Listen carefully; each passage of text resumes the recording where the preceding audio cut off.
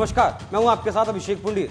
चंद्रयान 3 को लेकर देश का सीना गर्व से भरा हुआ है। हर जगह सिर्फ चंद्रयान 3 की चर्चा है। भारत के इस यान से केवल हिंदुस्तान को नहीं बल्कि पूरी दुनिया को फायदा मिलने वाला है। ये चांद से बेहद जरूरी जानकारी वैज्ञानिकों के पास तक पहुंचाएगा। लेकिन क्या आपको पता है कि आज से करीब 54 साल पहले एक यंत्र जो चांद पर भेजा गया था वो आज भी वहां से अपना काम पूरा कर रहा है। आज हम बात कर रहे हैं अमेरिकी अंतरिक्ष एजेंसी नासा के अपोलो 11 की, जिसे 20 जुलाई 1969 को नासा ने चांद पर उतारा था। अंतरिक्ष यात्री नील आर्मस्ट्रॉन्ग इस मिशन के मैन कमांडर थे। उनके साथ बज ऑल्ड्रिन भी चांद पर गए थे, लेकिन जब चांद पर पहुंचे थे तो उन्होंने एक ऐसा डिवाइस वहां फिट कर दिया था जो आज तक काम कर रहा है। इसी के बारे में आज हम आपको विस्तार से बताने वाले हैं। इस डिवाइस का नाम है रेट्रो रिफ्लेक्टर।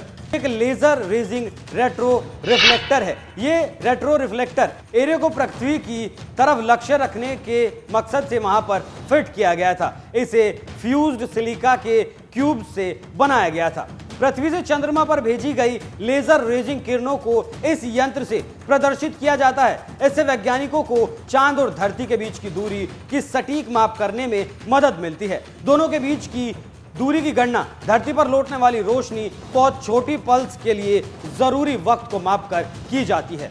ये एक बेहद ही महत्वपूर्ण डिवाइस है। लेकिन आपके मन में सवाल होगा कि इसका काम क्या है, क्यों इसे चांद पर फिट किया गया। अब आपको इसके काम के बारे में बताते हैं। जनरल साइंस के एक आर्टिकल के मुताबिक इस डिवाइस के द्वारा किया गया माप इतना सटीक हो सकता है कि वास्तविक आंकड़े से ज्यादा अंतर करीब 6 इंच तक हो सकता है। मार्च 1970 में आए साइंटिफिक अमेरिकन के इश्यू में जेम्स फॉलर और जोसेफ वॉल्मर ने लिखा था, जनरल साइंस का आर्टिकल महत्वपूर्ण है कि किसी विशेष क्षण में पृथ्वी और चंद्रमा के बीच की पूर्ण दूरी नहीं है, बल्कि महीनों और सालों की अवधि में 6 इंच या उससे बेहतर सटीकता के साथ मापी गई दूरी का अलग होना है। कई महत्वपूर्ण सवालों के जवाब देने के लिए इस तरह की विविधताओं का अध्ययन किया जा सकता है।